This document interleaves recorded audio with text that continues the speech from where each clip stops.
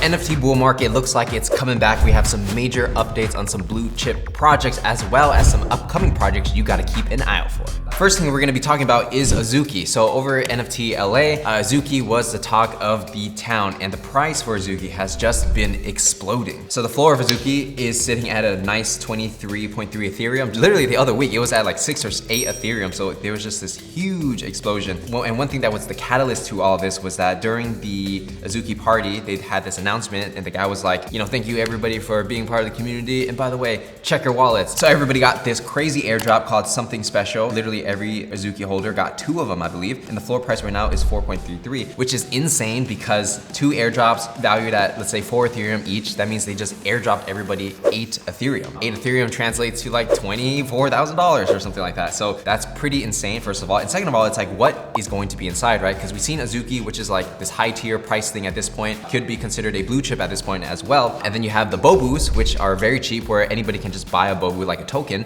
And then there's what they're lacking right now is something in the middle. And I think this is where this something official NFT will come into play, because some people get the entry Azuki, which is the the farmer, and they're like, okay, I can't afford to spend 23 ETH right now, but what's something I can spend 4 ETH on? And here we go, something special, right? So it might be, could it be an NFT? Could it be like a picture profile? Could it be a sneaker, a weapon, a dog? I don't know. Nobody really knows, but everybody's excited to find out what it is. And with the Azuki team, flawlessly executed when it comes to branding and creating narrative, it probably will be something that people will really like. And I suppose you can draw a comparison to the something official airdrop to the artifact monolith. The monolith, nobody really knows what the monolith is. Probably, my guess, it's gonna be a sneaker because obviously it's Nike logo on top of it. Or maybe it could be a capsule collection of different clothes for your NFT. Not sure yet, but similar vibe, right? Getting airdrop, something extremely amazing. And here's one lesson that I learned. I wish I bought Azuki. I wish I bought a Clone X, but I don't have one. Hopefully I can buy one soon. One thing that I really learned about this space is that sometimes having the right amount of money and the right time can pay off a lot, right? So someone posted this on Twitter the other day where they're like, hey, if you had 2 ETH to buy a vial back, when Clone X was coming out, I mean, this is his particular Clone X, which is the Murakami drip. You would have a Clone X that's worth 25 ETH, then you got the airdrop with the monolith, then you got the freaking room, then you got the Murakami seed. So it's like, you started with 2 and now you ended with 38, right? In a way, it's kind of luck where you don't know that all these airdrops and all this value is going to come. You don't know that the market is going to be so receptive to a project, but sometimes just buying the right thing at the right time, being lucky, trusting your gut, having a technical analysis, however you want to do it, sometimes you can turn 2 ETH into 50 ETH, and that's just, pretty life-changing for like 99% of the people out there. Especially because you can sell all the airdrops and then buy more NFTs, right? So many different ways to play it. So over time, I'm becoming more of a fan of Azuki, honestly. And then they came out with this merch over here. So basically it's a Japanese souvenir jacket, which is pretty tight. I remember when I went to Japan, I was hunting to buy souvenir jackets, and they can range from like hundreds of dollars to thousands of dollars even. So pretty cool that they did something that's quite tasteful. And I'm not sure like if everybody can buy this or you have to be a holder or what the quantity is, but when we compare it to, let's say, the Bored Ape merchandise, right? So Azuki did something special where they actually paid homage to like a souvenir jacket, which has a lot of history in Japanese culture. Bored Ape Yacht Club kind of has like this rock star, like old school metal band kind of style. I think for some people, this might be something cool for them. I see a lot of people being like, oh, this doesn't compare to Azuki and blah, blah, blah. But honestly, they're 2 different brands doing 2 separate things. Like, Bored Ape Yacht Club is not like a Japanese inspired brand, so they're not gonna come out with a souvenir jacket, right?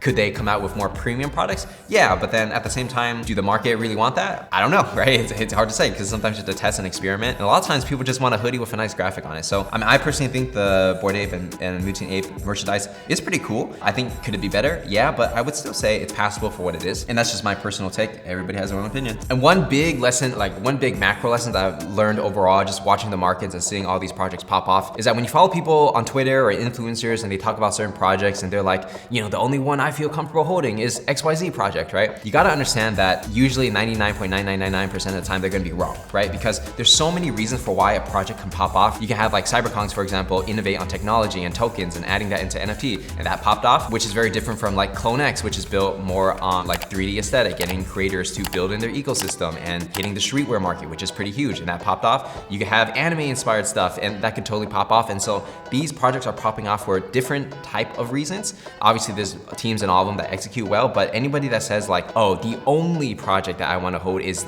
XYZ. Yes, maybe that's their perspective and from their experience, that's what they feel comfortable with, but it doesn't mean that's the only opportunity out there. So I would always keep an open mind. Like there are other projects coming out literally every single month that have the opportunity to pop up, but you have to have either a lot of luck, a lot of gut tuition, a lot of technical analysis, whatever it is. But you know, there are opportunities in the space if you know how to find them, have conviction, and play it right. And speaking of projects popping off, we have seen that NanoPass is getting close to a 4 Ethereum floor. And recently, just in the past couple days, it just pumped from like 2 Ethereum all the way to close to 4 Ethereum, right? And as you know, on this channel, I've been talking about them since they were, you know, I bought mines when I talked about it on my YouTube channel at 1.75, and then it dipped a little bit, and then now it's like, you know, close to 4 ETH, right? So this is one of those situations where, you know, at 1.7 ETH, not a lot of people were really talking about NanoPass, but honestly, if you just listen to their interviews, you hear the vision of Ray and like what he's trying to build in his metaverse, and you see like how he's able to recruit like very talented people to build in their Nanoverse ecosystem. It's not like super obvious, but it's like, it's a good bet. It's a good risk to reward ratio kind of thing, I would say, right? And honestly, I'm not surprised that NanoPass would get to like 3.9 ETH, probably is gonna get to like 4 ETH, maybe close to 5. I mean, I think maybe like 4 to 5 is the price is gonna stay at, is my personal guess, before the drop of their 3D project. And the reason why it's pumping is because I think people are really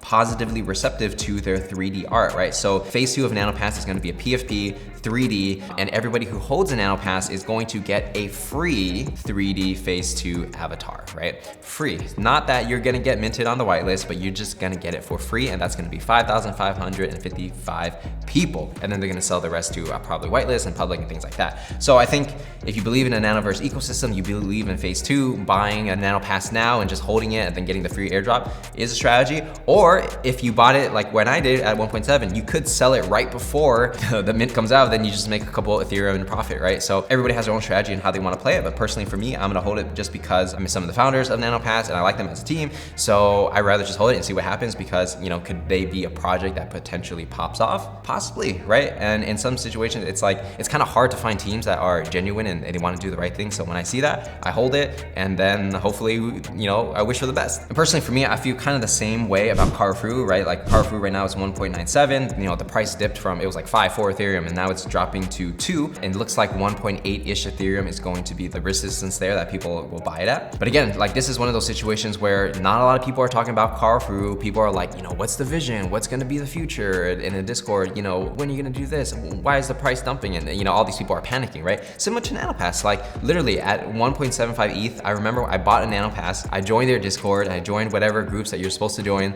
when you're a holder, and then it was like dead silent. I was like, hey guys, what's up? And then nobody would respond to me. So I'm like, is this a dead project? You just gotta understand, like projects go in seasons. Sometimes they're just like quietly building. Sometimes they're hot and everyone's chatting because they wanna get on the whitelist. And I think Karafuru is in a point where they had a successful mint, they made a lot of money, they were building in silence in a way, but they're not clearly communicating their narrative. And I think like if you watch my other Karafuru video where I did a recap, I feel like if they just kind of said like some of the things that I said and like communicated it clearly on Twitter and their Discord and like sold the vision to people, the price would be a lot higher. Honestly, they have a really strong team and a strong vision. It's just their communication ability and storytelling to create a narrative, it may not be as strong. So this is one of those gems where it's like, the reason why nobody's talking about it is because they haven't put their resources into that narrative building. But I think once that happens, combined with the collaboration with Atmos and Hypebeast, personally for me, although, you know, the price can go even lower, I feel like, you know, they might have another moment like NanoPass did, but that's just my speculation, could be totally wrong.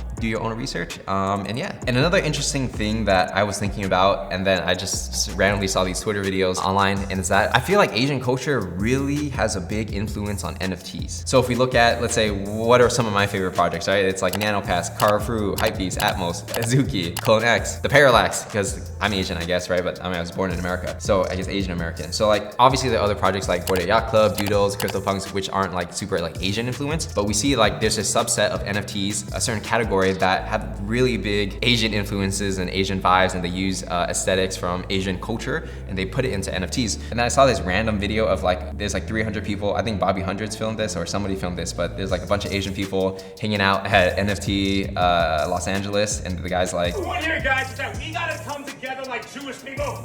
That's right. Yeah. Okay. I mean, obviously he's joking. He's like, we gotta own everything like Jewish people, but you gotta understand, like for minorities, I mean, I personally don't have this experience where like I worked at Oracle, I worked at Startup World. It didn't really matter if I was Asian because like I think everyone was cool, and it doesn't matter if there's like one Asian guy out of 100 like white dudes. But I feel like for a lot of the Asian American experience, most people feel like they're like, oh, like I'm Asian, so I don't quite fit in this circle, right? So this is like one of those times where an industry is very encompassing of different ethnicities, and I'm sure other ethnicities as well can get into NFTs, and I think Web3 itself is kind of breaking the boundaries of that. So, you know, it's exciting to see like different ideas come in, different cultures come in, and, you know, have it could be commercially successful where you don't have to be like appealing to the Caucasian person in middle America. Now it's like you can do something like that's more Asian themed and have it be a huge like success, like Azuki, for example. Moving forward, we have Imposters over here, which was 1 Ethereum mint, and now the floor price is going to be 2.19. So it seems like, you know, before LEO trades, we talked about it in the past, where there was a lot of FUD going around his project where they're like, oh my God, this guy's too greedy. But in the end, he pulled through. He offered a price that people thought that was fair, which is 1 Ethereum, and now the floor price is 2 Ethereum. So, you know, everybody that bought it at 1, I guess they could double their money if they sold it right now, which is great. What's also cool is that FaZe Banks, you know, one of the founders of FaZe Clan, became an advisor for Imposters. So, you know, that's gonna pump the price up quite a bit. And FaZe Bank is also an advisor for the other project we talked about, Acrocalypse, which is that like PFP 2D project that is focused on building utility and tools for the NFT space. So it seems like, you know, a lot of things that FaZe Banks publicly endorses or advises, you know, those things tend to pump quite a bit. So I think moving forward, like if you look at any celebrities that you see have that power and influence to do that for a project once they become an advisor, and you kind of get the feel that they like the project, then that might be a good play to kind of just, you know, trade on that. And one other project I want to talk about is called BlvckParis, and this is a new project. It hasn't minted yet, but essentially they are a clothing company founded in 2017 by a French designer, and they have stores worldwide in Tokyo, Miami, Taipei, Taichung, I don't know what that is, Hong Kong, Macau. So a lot of different places where, I mean, a lot of Asian places actually where people who have a lot of money collaborate with tech giant Caseify. Caseify is doing like all those NFT cases that we've seen, like the Littles do, Kaiju Kings did a collaboration with them. So the store looks pretty clean. It's like that high-end black style, everything black, right? Which is pretty cool. So it's just like a successful like luxury retailer essentially, or fashion brand is getting into the NFT space. So they got these like crazy 3D models. I feel like if they just kind of sold it to their target audience, it would probably just sell out because they already have an audience, and maybe they'll give those people special membership, bonuses, exclusive merchandise for their core fans. So I'm curious to see how this works, because it's just like, it's a natural play for any type of company to get into NFTs because it's almost like a membership card. So, you know, that's something I'm paying attention to. So if you want to follow them on Twitter, check it out. And they also did a one-on-one collaboration with Karafuru. This one's actually pretty sick. I do like this puffer jacket and this helmet and the way they did the details over here. So, you know, I'm liking it, I'm feeling it. And the last thing I'll say is to give you a warning for anybody who like follows influencers on YouTube or Twitter, or, you know, project founders that say they are serial entrepreneurs, but they're kind of rugging you. So, you know, most influencers aren't gonna talk about this. So let me just kind of share it with you so you don't like lose your money, right? Especially if you're new to the NFT space. What typically happens is that people who do like influencer stuff, like basically like I guess I would be an influencer too, right? People who have a big following on Twitter or YouTube, what happens is that sometimes they're really good at trading, sometimes they're not good at trading, and it doesn't matter. They have insight and people want to follow them, right? So they'll launch an NFT project and they'll promise the world they're gonna do this, that, Nanoverse, 3D, Voxel, Alpha Chat, whatever. And then what happens is that when they sell out, they're gonna make a few million, they partner with certain people, they split the money, and then if they're a good project, right, they'll probably just take half the money for themselves and invest half into the project. That's just the reality of it. Like, people aren't saying that's what they're doing, but even the good projects that like everybody respects, they're taking out a lot of money. Not every single project, but a lot of projects I know, they're taking out like half of it. And which I guess they get rewarded for it, but then if they make like, let's say $5 million, they take 2 million for themselves and they invest 3 back into the business. I think that's reasonable.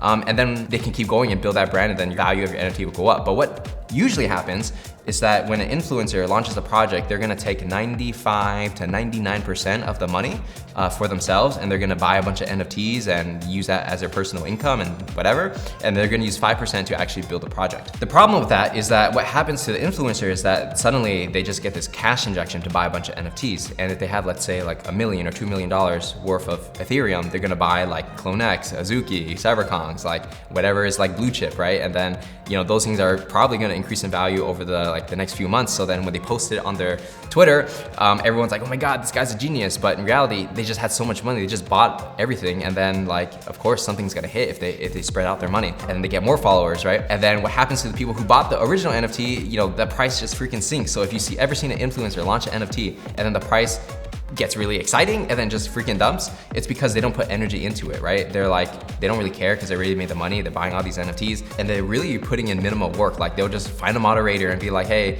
you know, you run this project and you do all the whitelisting and stuff like that, and I'm gonna peace out. And then people are kind of just like left holding the bag. And then what will typically happen after that is that the influencer will see another trend and they'll be like, okay, now this is gonna be the next hot thing, so I'm gonna launch a brand new project. And then all the people who bought the first one, maybe they didn't learn the first time, and all the people, the new people that they attracted because they're like a successful NFT investor, they're gonna buy the next thing, and then they're gonna repeat the cycle over and over and over, and then all the projects will slowly die, because if an entrepreneur starts 10 different businesses at the same time, like how much effort do you think that person's gonna put into each one? Probably not that much. And they're not really incentivized to keep going because they already made the money up front and they're only investing back like 5 or 1% of the money they made from the mint back into the project. So I think if you're looking into new projects, I think an important lesson that I've been learning is that what is the track record of this person? Like if somebody has a failed NFT project and they're launching another one, I'm not gonna buy the other one because it's like, what happened to the first one? Like what happened to your obligation to do right by the first people? And you know, these people actually don't care. So it's really like crazy for me to think about. The people that, you know, give you advice on YouTube and Twitter and whatever like that, they seem like they're trying to help you in some ways that they are, but in reality, when you look at where the money flows, they are smiling to your face and taking your money. Not everybody, some people are actually trying to do the right thing and maybe things don't work out, totally understand. But some people, they know exactly what they're doing and they're playing the game, and a lot of people blindly follow. So it's like, it's crazy that someone you could look up to can like rob you, right? And you don't even know it. So I just wanna put that out there because there's a lot of rugs and stuff. Hopefully that helps you get a little insight when you look at what is like blue chip and like what is top tier projects. Yeah, so if you wanna learn how to not get rugged, make sure to join my Discord. The link is in the description, and follow me on Twitter, and I'll see you guys in the next one.